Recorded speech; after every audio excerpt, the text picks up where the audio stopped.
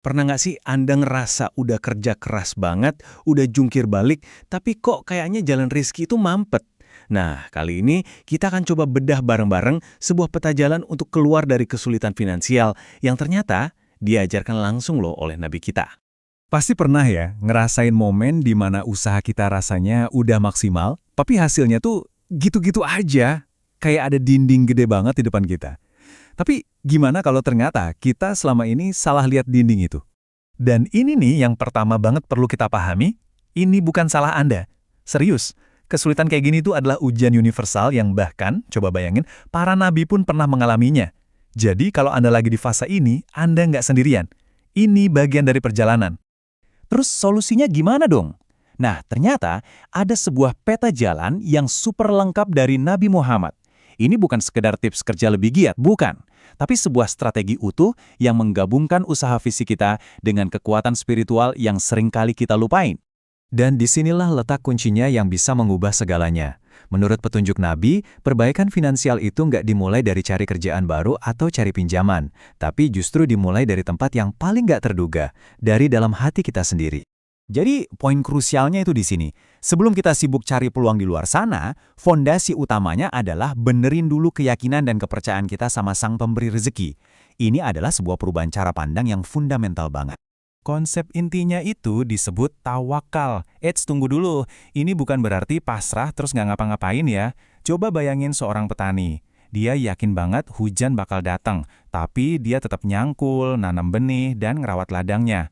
Nah, itulah tawakal. Keyakinan aktif bahwa rezeki kita itu udah dijamin, tapi kita tetap ngerjain bagian kita dengan tenang. Sabda Nabi ini ngasih kita perumpamaan yang luar biasa indah. Coba diperhatiin burung. Mereka terbang pagi-pagi dengan perut kosong, nggak tahu hari itu bakal nemu makanan di mana, mereka cuma berusaha. Dan sorenya, mereka pulang dengan perut kenyang. Usaha mereka itu didasari oleh keyakinan mutlak sama Sang Pemberi Rezeki. Oke, setelah fondasi di hati kita lurus, sekarang kita lanjut ke praktek spiritual yang aktif. Ini bisa digambarkan kayak kunci-kunci atau bahkan senjata yang ampuh banget buat membersihkan segala sumbatan yang mungkin menghalangi jalan rezeki kita. Nah, ini momen buat kita sama-sama introspeksi diri. Ajaran ini ngingetin kita buat ngelihat ke dalam. Jangan-jangan ada sumbatan yang kita ciptain sendiri. Kadang-kadang, kesalahan atau dosa kita tanpa sadar bisa jadi penghalang turunnya berkah loh. Dan disinilah solusinya. Istighfar, atau mohon ampun, diajarkan langsung sama Nabi sebagai cara buat membersihkan penghalang-penghalang ini. Efeknya bukan cuma ketenangan batin, tapi ada janji dibukakannya pintu-pintu rezeki dari arah yang nggak pernah kita duga-duga. Selain istighfar secara umum, Nabi juga ngasih kita dua alat spesifik.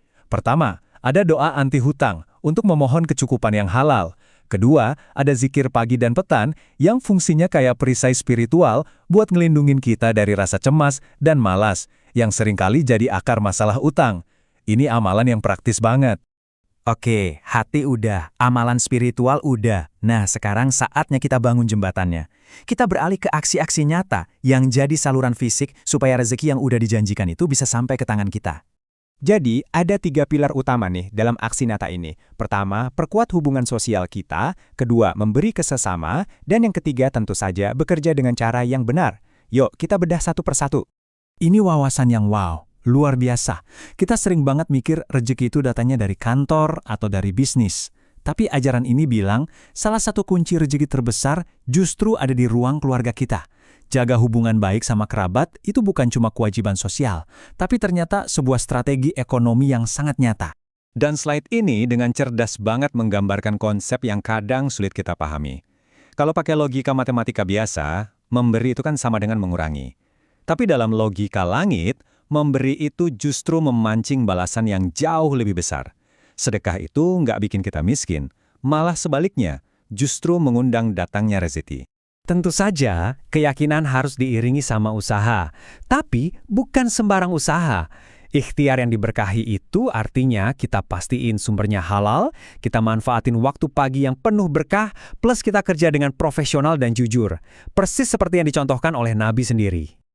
Nah, sekarang, ayo kita lihat gambaran besarnya. Semua yang kita bahas tadi itu bukan langkah-langkah acak loh, tapi ini adalah bagian dari sebuah strategi yang lengkap, yang saling terhubung dan saling menguatkan.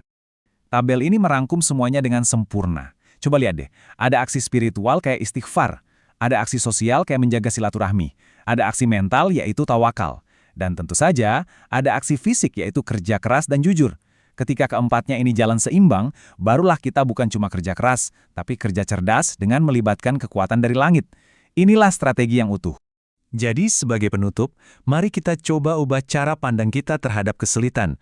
Mungkin ini bukanlah hukuman, melainkan sebuah undangan. Undangan untuk kembali, untuk memperbaiki hubungan kita dengan Sang Pemberi Rezeki, dan untuk menemukan kekuatan yang jauh lebih besar dari sekedar kemampuan kita sendiri. Pertanyaan ini bukan cuma buat direnungkan ya. Ini adalah ajakan untuk bertindak. Dari semua yang sudah kita bahas, entah itu dari sisi hati, lisan, ataupun perbuatan, kira-kira mana satu langkah kecil yang bisa Anda ambil untuk memulai perjalanan ini sekarang juga?